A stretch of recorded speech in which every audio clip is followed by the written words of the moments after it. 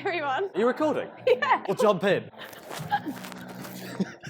Hi, welcome back to my channel. I am Jonny and I'm one of the coaches here at Avid Climbing. I thought it would be a great idea to bring you along to kind of just focus on the basics on anything to do with footwork. We're going to guide you through a range of ways you can use your feet in a climbing wall, which is really handy if you're just coming into the climbing wall or you've been here for a while and you just happen to be making some mistakes. Hopefully, we can guide you to do it right. Maybe. Hopefully. As long as we're doing it right. And we're professionals. Oh. Yeah. What are we going to start off with? The slab, the hangover? Hangover. The hangover. The overhang. Yeah, we're going to have a little look at the slab. Yeah, we're just going to have a play about. Cool. Keep it fun, keep it light. Stick around. Do cool stuff. Yes. Ciao. I need to quickly say, if I fail any of the footwork drills, It is footwork drill. It isn't Johnny's fault. It's my shoes.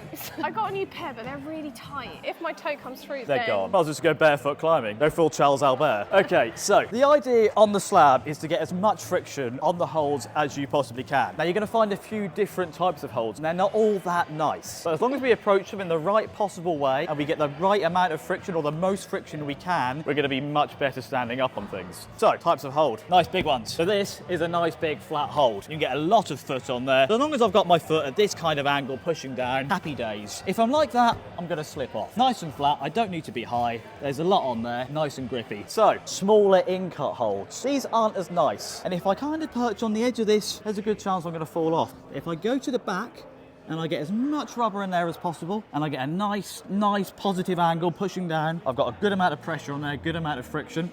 These ones up here, whenever you approach holds that you're about to stand on and you're not too sure about, give them a little bit of a feel. If you feel a flat surface going in, you apply your shoe to that, you'll see what kind of angle you want your foot at. So that is good. That isn't going to be as good, so I want to go for a kind of like horizontal, slightly more raised heel angle to get a good amount of friction on that, and then you can stand on that all day long. Horrible holds. Oh, nice. Not as pleasant, like this bad boy here. Now we're getting into smear territory. Now, if I stand like that, there's a good chance I'm going to fall off that. I want to get a good amount of friction, so I want to get a good amount of rubber. So the most rubber I can get on that hold as possible. At that point, you're going to use this kind of area of your shoe, the smear zone. Get that on there. You can also use that on the wall for grippiness. Would it be worth also explaining the different type of shoes that work better for different types of walls? Yes, if we had some available.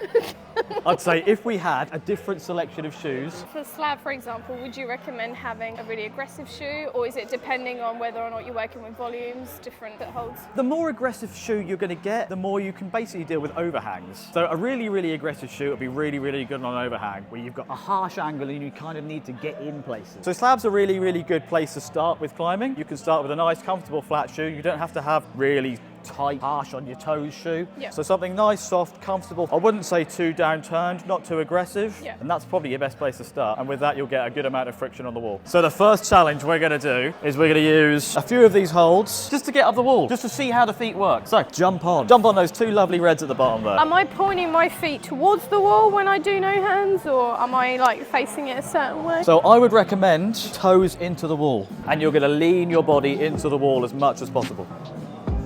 Nice little step through. There is a volume in your face. That is going to move your centre of gravity slightly away from the wall.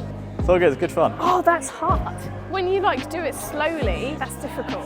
The moment you come up to something which is going to push your centre of gravity back, you're going to start leaning backwards. And the only thing you can really do at that point is push your hips into the wall. Rather than standing like a plank and having everything straight and in line, you're going to have to be a little bit loose and floppy. So as you come up to here, Yeah. loosen up my shoulders a little bit, have my shoulders a little bit back. But at this point, I've really pushed my hips into the wall. So this is going to be more like a pelvic tilt, if you will.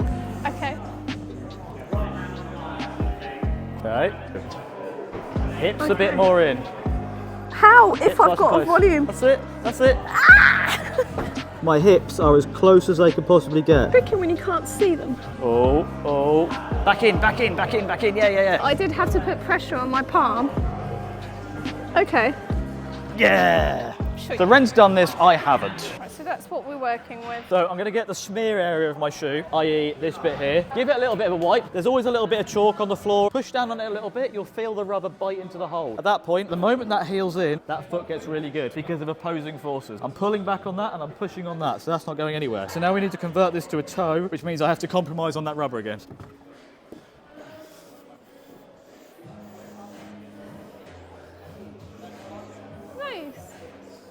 So to do from that. this position, all I could see was a flat, a flat, a flat. So I thought, foot on there, heel there, bit of push-pull, that's going to keep me in place. There's actually a nice bit in there that you can just stand on. There. Sometimes I'm just Yeah. tempted to just run at the wall. That way is easier, but less cool. Nice, Right. you dab the blue though, so you can try that. Why are you struggling so much? Nice, Johnny. That was difficult to watch, wasn't it, everybody? The hernia I've got to worry about. So So I you're going to started- try the way that you just made me do it? Yeah. Okay. How'd that go? Oh, Johnny, that's hard. I did do it like that. I know promise. it's hard. This thing, I'd never done it before when you were like, yeah, try this thing. Oh my God. I was like, cool, yeah, all right, I'll try that thing. Pushing your centre of gravity over here. Now, there's a point that you want to get to. So if you go too far, that's when you're going to slip off. Because that's going it that way. The moment your centre of gravity comes over here, vroom. So you want to hit a point as you step up where you're just putting just enough beans into it. And you're going to kind of hit a pivot point about here. And then you're just going to chuck in that heel and lock it. Yes, yes. Oh, oh. I mean, you've done a really good job of showing me that you've done it before. Do you say beta or beta? I say beta. I said beta. It's person dependent. Oh man, I'm so scared to hurt this. You're overthinking it. Don't overthink it. You were running into a wall the other day. You weren't worried about the moneymaker then. You were just like, ah, glory. So easily sidetracked. Oh, that was better. Better. More beans. I dabbed though. Now you made me do it again when I dabbed. I've just got a mind block. Doing it, less bean. That was good. That could have been the moneymaker. That was almost an ankle roll 2 weeks out. You're so like, consequences. Yes, consider consequences, especially if you have like a physical job or something. However, the better you can get your footwork, the more solid you will feel and the more confident you will go into these moves. And then you've got a better chance of getting them. Go. Yes, yes, yes, yes, yes, yes, yes. Let's do this climb, she said. I like this one. I've done this one. Johnny hasn't done this one. Let's try something else. We did stuff. We did a few stuff. We did a few stuff. We did some things and some stuff. Really appreciate your time. I think it is a case of you. I think we've covered informatively a few things about how you can stand on these holds on a slab, the way you're going to get the most friction, centre of gravity. Just to clarify, the wall that we were obviously working on. It's a slab that's currently set with a lot of no hand climbs And on it was really useful, as you say throughout it, when you're trying to just send a route, you kind of tend to rush it and really just looking at the fundamental. Always remember, the first part of fundamentals is fun. I don't know what to say after that. We're not claiming to be like the best coach or the best climber, so it's just like we just had a fun session. We just had a fun session together, yes. And if you pick up any tips out of this, then great. If not, move on to a different video. If you have any tips for it, tell us please, like in the comment, because it's learning. Yes, if there is anything that you spotted that you really want us to make a whole video just about that, then also we welcome that as well. Thank you for joining me. I don't know if we should fist or handshake. Sorry. Anyway, thank you everybody. See you on the next video. Oh my God, did I say should we fist?